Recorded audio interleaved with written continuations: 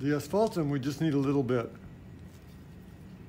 And you take a clean cotton rag or cotton piece of paper that's really, and you put it everywhere where you drew.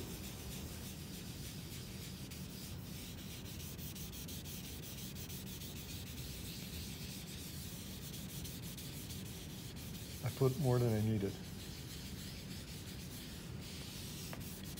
The reason I know I put more than I needed is because you always get rid of the extra.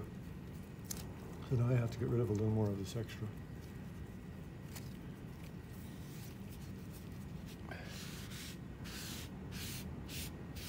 And you wipe it thinner. Actually, I still need a little bit here, right?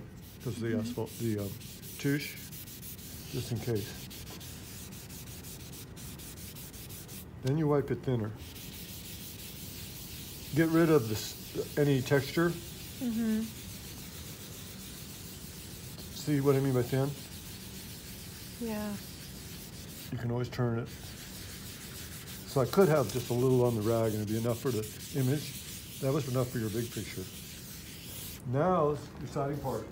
You take the grungy sponge and you remove the gum arabic.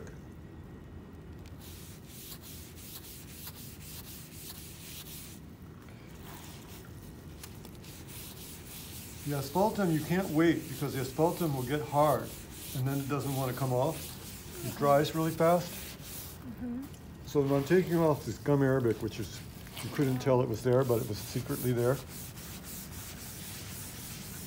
And if any of the asphaltum is sticking there still, the roller will pick it up. So we're going to start inking it now.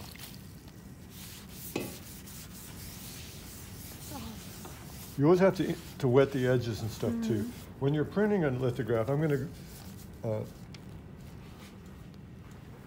put these in the garbage. When you're inking a lithograph, we're switching to the clean sponge now.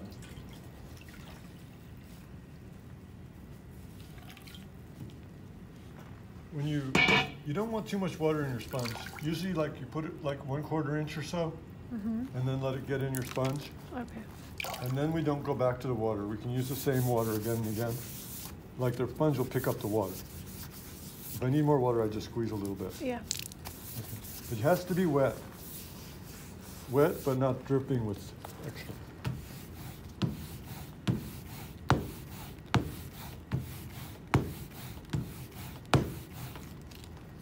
You keep going until you don't see any brown. You know the brown is the asphaltum, so it has to be at least thick enough to cover.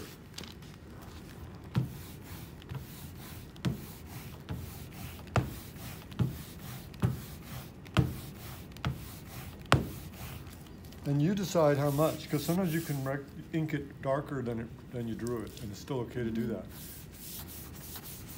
So like you can say, I want it darker, and you can keep rolling. But it's still a little tiny bit brown, so I have to keep going a little farther.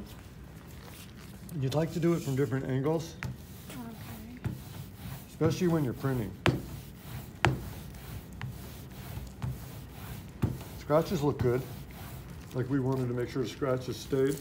But that's where if we lost any of the scratch areas, you can scratch some more before we second etch it.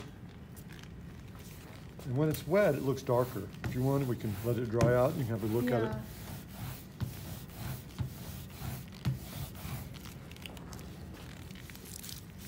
We might put some more touche back before we second etch it. Well, some of it might come back. The harder you push on the roller, the more it can wake up what's underneath the stone. Like this start here and stuff. But what we can also do is we won't put any etch on the background.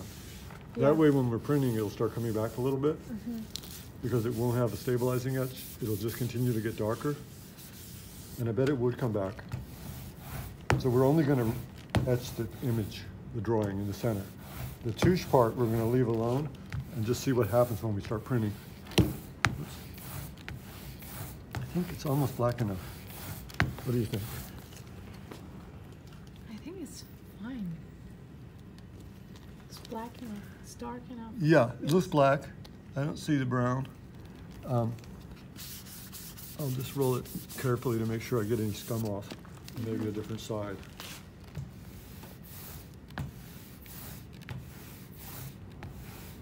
You try to roll from the border to the border. See where I hit the edge? Mm-hmm. Yeah.